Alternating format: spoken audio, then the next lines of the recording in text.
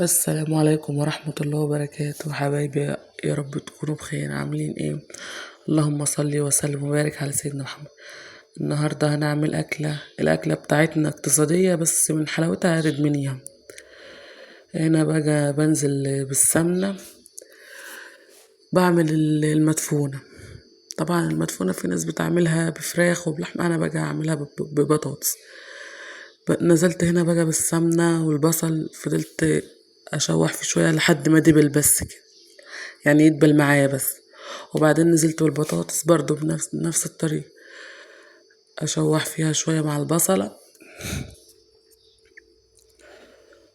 بفضل أشوح فيها كده لحد ما ياخدوا لون هما الاتنين مع بعض. في الوقت ده بكون أنا غاسلة الرز اهي، بصوا باللون بتاعها بقى كده، يعني تاخد تشويحة معايا.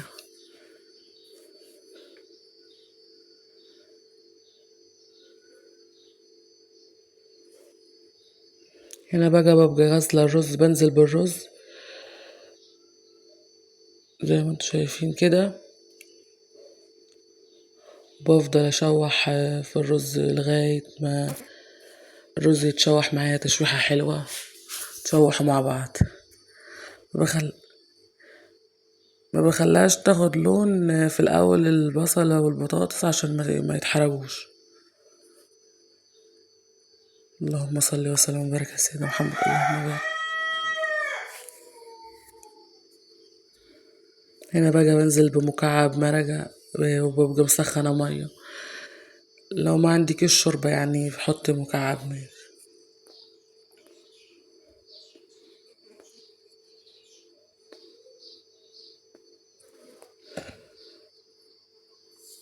بفضل اشوح فيها كده لحد ما الرز يتشوح معايا تشويحة حلوة.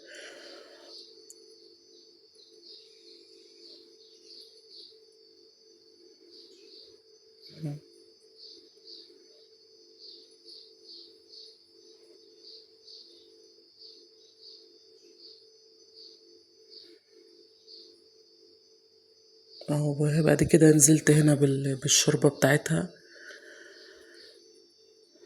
بظبط الشوربة.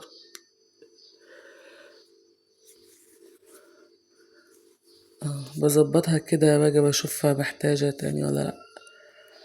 هنا بدوقها عشان اشوف الملح بتاعها مظبوط ولا لأ. هنا نزلت بحبة ملح، بظبط الملح بتاعها وبعد كده بقفل عليها. اهو هنا بقى ابتدت تتشرب، بعد ما اتشربت بهدي عليها النار وبسيبها. أكلة بسيطة وسهلة واقتصادية، جربوها هتعجبكم قوي.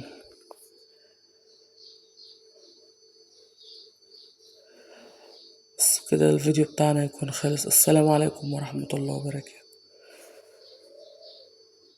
حطينا الغدا بتاعنا بقى، هي انا المدفون والمخلل. أكلة اقتصادية.